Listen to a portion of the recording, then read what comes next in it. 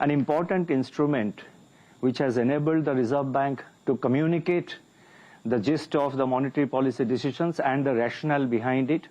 And what is more, this has also given us an opportunity to explain Reserve Bank's assessment of the overall economic situation, both global and domestic, and also our assessment of the prevailing financial market conditions. So in that way, I think this has enhanced the entire process of communication from the Reserve Bank to a wider cross-section of people and stakeholders. So in that sense, we have great amount of satisfaction from doing that. And from time to time, we have been getting suggestions from many of you, and we try and incorporate your suggestions also into our statements and into our communication. Thank you very much for that. And the statement is as follows. As I make this monetary policy statement, we can derive satisfaction from the fact that the Indian economy and the financial sector stand out as strong and resilient in a world of unprecedented headwinds and swift cross-currents. Unlike the previous 3 tumultuous years, the uncertainty on the horizon appears comparatively less and the path ahead somewhat clearer. But we have to be acutely aware that the geopolitical conflict continues unabated and policy normalization globally is far from complete. Headline inflation across countries is on a downward trajectory, but is still high and above the targets. Labor markets in many countries are tight and demand is rotating back from goods to services. Hence, central banks across the world remain on high alert and watchful of the evolving conditions, even though many of them have tempered their rate hikes or even taken a pause. Financial stability concerns persist in advanced economies, although they appear to have been contained due to resolute actions.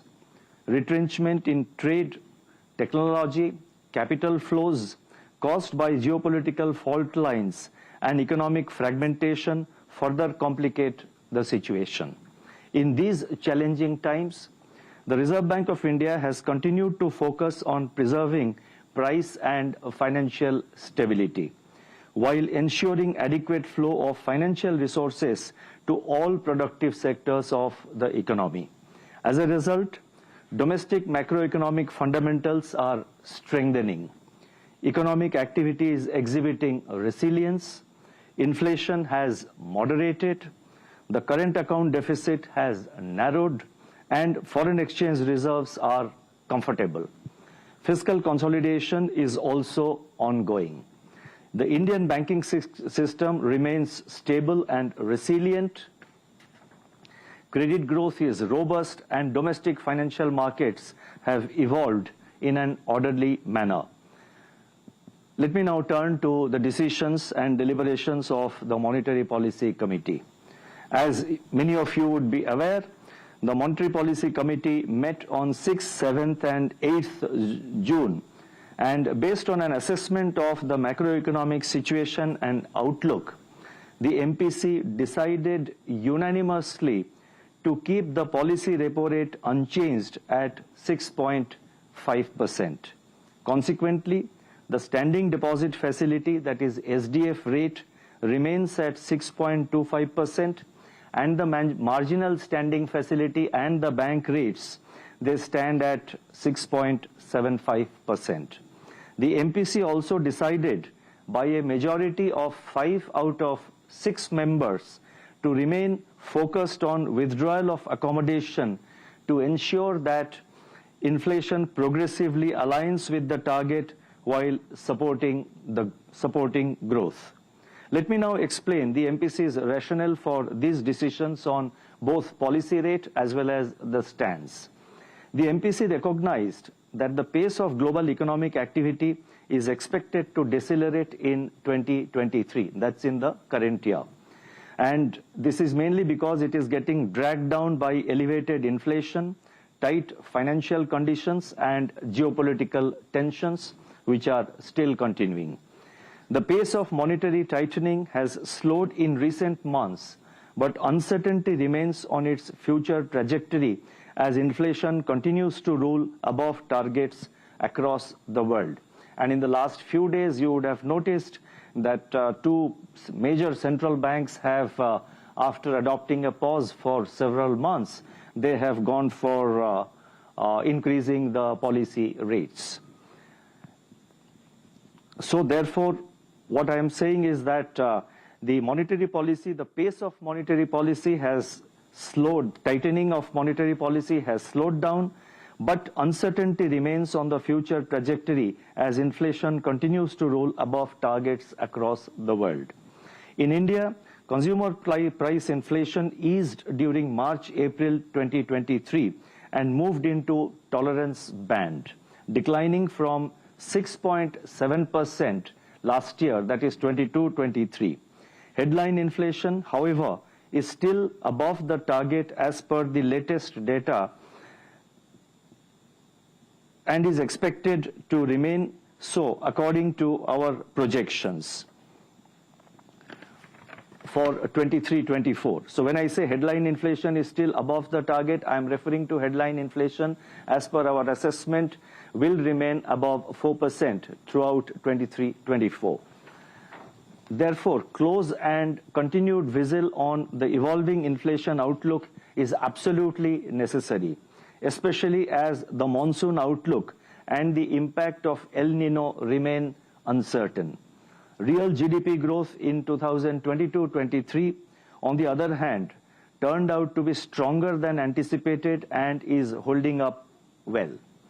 The policy repo rate has been increased by 250 basis points since May last year and is still working its way through the system. Its effects will be seen in the coming months. Against this backdrop, the MPC decided to keep the policy repo rate unchanged at 6.5%. The MPC will continue to remain vigilant on the evolving situation and the growth outlook. It will take further monetary policy actions promptly and appropriately as required to keep inflation expectations firmly anchored and bring down inflation to the target. With the policy repo rate at 6.5% and full-year projected inflation for 23-24 at just a little above 5%, the real policy rate continues to be positive. The average system liquidity, however, is still in surplus mode and could increase as rupees 2,000 banknotes get deposited in the banks. Headline inflation, as noted before, is easing but rules above the target, warranting close monitoring of the evolving price dynamics. Taking all these factors into account, the Monetary Policy Committee decided to remain focused on withdrawal of accommodation to ensure that inflation progressively aligns with the target while supporting growth. I would now proceed to provide our assessment of growth and inflation. Let me first focus on growth.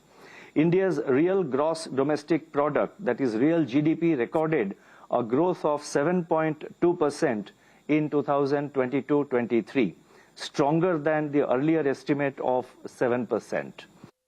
It has surpassed its pre-pandemic level by 10.1%. Real GDP growth in the fourth quarter of 22-23 accelerated to 6.1% year-on-year from 4.5% in the third quarter of last year, aided by fixed investment and higher net exports.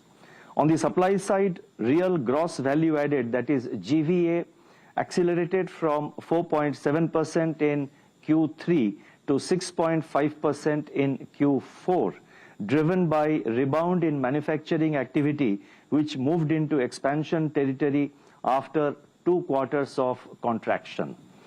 Turning to 23-24, domestic demand conditions remain supportive of growth on the back of improving household consumption and investment activity. Urban demand remains resilient with indicators such as passenger vehicle sales, domestic air passenger traffic, and credit cards outstanding posting double-digit expansion on year-on-year basis in the month of April. Rural demand is also on a revival path. Motorcycle and three-wheeler sales increased at a robust pace year-on-year in April, while tractor sales remained subdued. Growth in steel consumption and cement output and production and imports of capital goods suggest continued buoyancy in investment activity. On the back of double-digit growth of 15.6% in non-food bank credit, the flow of resources to commercial sector in the current year, that is 2023-24, up to May 19th, increased to 2.7 lakh crore from 1 lakh crore during the same period last year. Fixed investment by manufacturing companies expanded in 22-23, reversing the contraction seen in 21-22. Our surveys also point towards higher investment intentions of manufacturing companies for 23-24, that is for the current year. The contraction in merchandise imports outpaced that of merchandise exports in April, resulting in a narrowing of trade deficit. Coupled with sustained and strong growth in services exports, the drag from net exports on growth is easing. On the supply side, the 8 core industries output expanded by 3.5% year-on-year in April, compared with 3.6% in the month of March. The Purchasing Managers Index, that is PMI for manufacturing, exhibited sustained expansion, rising to 58.7 in the month of May, which is a 31-month high. Available high-frequency indicators suggest that services sector activity has remained on an accelerating trajectory. PMI services remained in strong expansion at 61.2 on top of 62 in April. Looking ahead, higher Rabi crop production, expected normal monsoon, continued buoyancy in services, and softening inflation should support household consumption. On the other hand, given the healthy twin balance sheets of banks and corporates, supply chain normalization, and declining uncertainty, conditions are now favorable for the capex cycle to gain momentum. Robust government capital expenditure is also expected to nurture investment and manufacturing activity. Consumer and business outlook surveys display continued optimism. The headwinds from weak external demand, volatility in global financial markets, protracted geopolitical tensions, and intensity of El Nino impact, however, pose downside risks to the outlook so far as growth is concerned. Taking all these factors into consideration, the real GDP growth for 2023-24, that is for the current year, is projected at 6.5%, with Q1 at 8%, Q2 at 6.5%, Q3 at 6%, and Q4 at 5.7%, with risks evenly balanced. Let me just give the figures once again.